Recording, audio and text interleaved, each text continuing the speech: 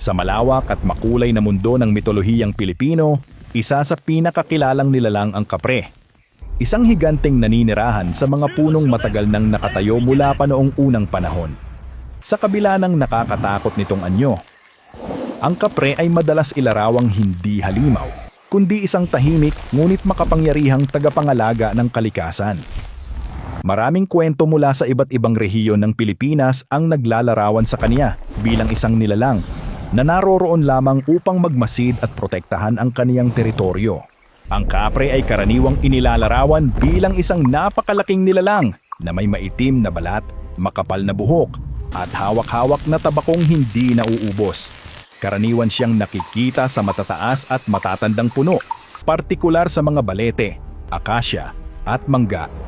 Ayon sa mga matatanda, ang usok ng tabako at mabigat na presensya ang mga palatandaan na malapit ka sa tinitirhan ng kapre. Sa mga alamat, marunong umano siyang magpakita o magtago sa sinumang dumadaan. Minsan ay pinagliligaw niya ang mga taong hindi marunong rumespeto sa kagubatan. Ngunit sa kabilang banda, pinoprotektahan niya ang mga taong maingat at magalang. Pinaniniwala ang kaya niyang ilihis ang panganib, bantayan ang punong kaniyang tinitirhan, at panatilihin ang balanse sa kalikasan. Hindi tulad ng iba pang nilalang sa mitolohiya, ang kapre ay hindi likas na marahas. Sa halip, siya ay isang simbolo ng kapangyarihang likas sa kalikasan at paalala na ang mga puno at kagubatan ay may mahalagang puwersang nagbabantay sa kanila. Sa kabuuan, ang kapre ay higit pa sa isang nakakatakot na nilalang ng kwento. Siya ay isang paalala ng kulturang Pilipino tungkol sa paggalang sa kalikasan at pag-iingat sa ating mga kilos sa loob ng kagubatan.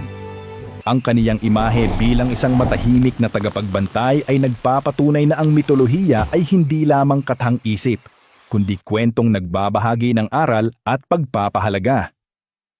Hangga't may mga punong matanda at kagubatang buhay, mananatili ang alamat ng kapre bilang bantay na hindi nakikita ngunit patuloy na nararamdaman. Maraming salamat po sa panonood ng video na ito.